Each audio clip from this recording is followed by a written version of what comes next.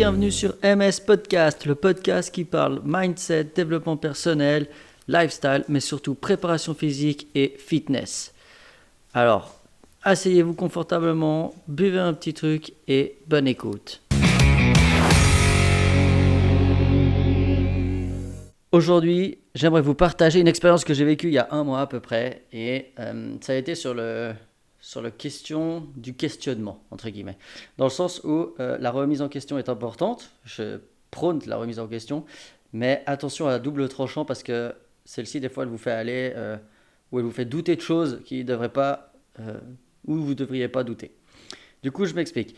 Il y a un petit mois, j'étais dans une boulangerie avec un pote à moi qui travaille dans une box de CrossFit, donc qui est coach personnel et conseiller en nutrition. Et on parlait de tout, de rien, de nos passions, de sport. Faut vous imaginer la scène, on était assis au petit café à la boulangerie, on avait pris un café chacun, un petit pain au choc et tout, puis on parlait du sport et de la performance et autres. Bien sur le sujet de la perte de poids. Ouh là là, gros sujet la perte de poids. Et donc du coup, tout le monde y va un peu, quand on parle de perte de poids, la tradition veut que tout le monde y va de sa théorie personnelle, entre ses expériences et autres. Pourtant, il y a un truc qui est juste, c'est qu'il faut être en déficit calorifique pour perdre du poids. L'équation, elle est posée, elle est simple, elle est mathématique.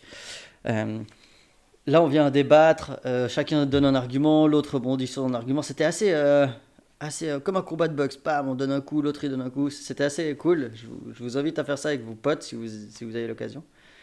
Sans vraiment se frapper, hein, tranquille. On est parti, on était bons amis, on a eu le sourire, on se reparle depuis, enfin, on se fait pas la guerre. Et en fait, vient le moment où il dit que il y a certains aliments qui sont bons et d'autres aliments qui sont pas bons. Et là, ting, je me dis non, tu peux pas dire ça. C'est pas possible. Écoute, s'il y a des aliments qui existent sur cette planète, c'est qu'ils sont nécessaires ou qu'ils sont pas négatifs pour nous.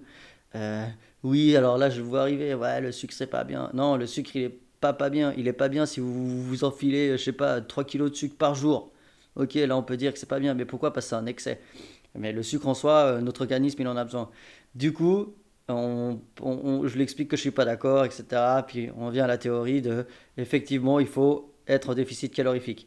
Qu'est-ce que c'est le déficit calorifique pour les gens qui nous suivent, qui me suivent et qui écoutent ce podcast et qui n'ont pas les termes techniques? En fait, c'est pas compliqué. Il suffit de utiliser plus d'énergie que ce qu'on mange. Dans le sens où, prenons un exemple, Joe, personne moyennement active qui fait 1 ou 2 séances de sport par semaine, décide de perdre du poids. Il a deux choix. Ou il augmente son utilisation de son énergie hebdomadaire, donc par jour, pour en avoir plus que ce qu'il mange. Par exemple, imaginons il mange 4000 calories par jour, parce qu'il aime bien manger, et puis parce qu'il ne veut pas se restreindre, il veut garder une bonne relation avec cette nourriture.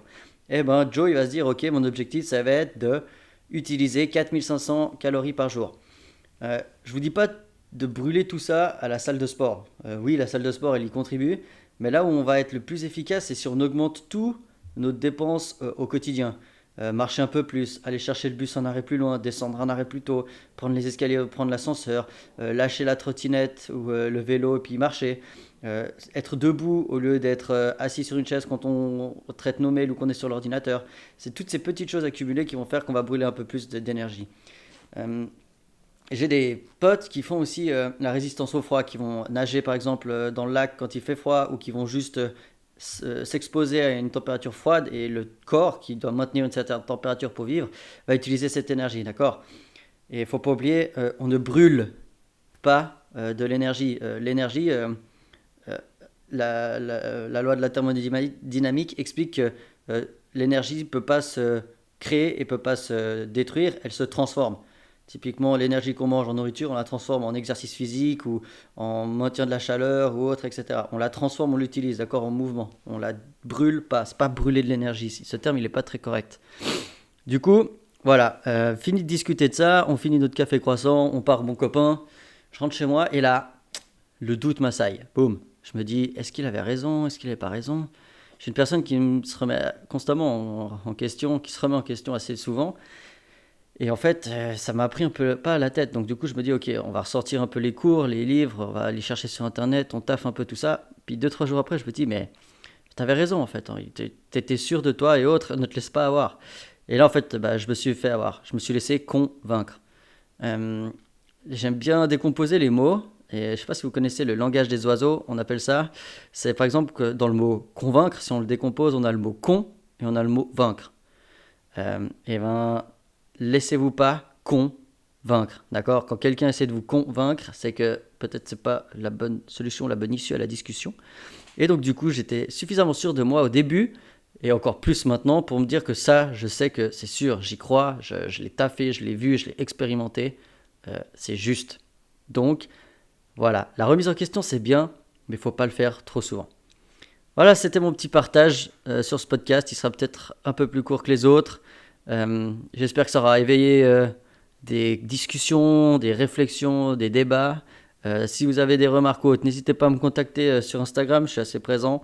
Sinon, vous pouvez me retrouver sur Spotify, Apple Podcast et maintenant que nos minutes. J'ai découvert cette plateforme de podcast qui est vraiment bien, qui est orientée sport, fitness et santé surtout. Du coup, voilà, il me vous reste à vous souhaiter une bonne semaine. Prenez soin de votre corps et votre esprit et à la prochaine. Ciao.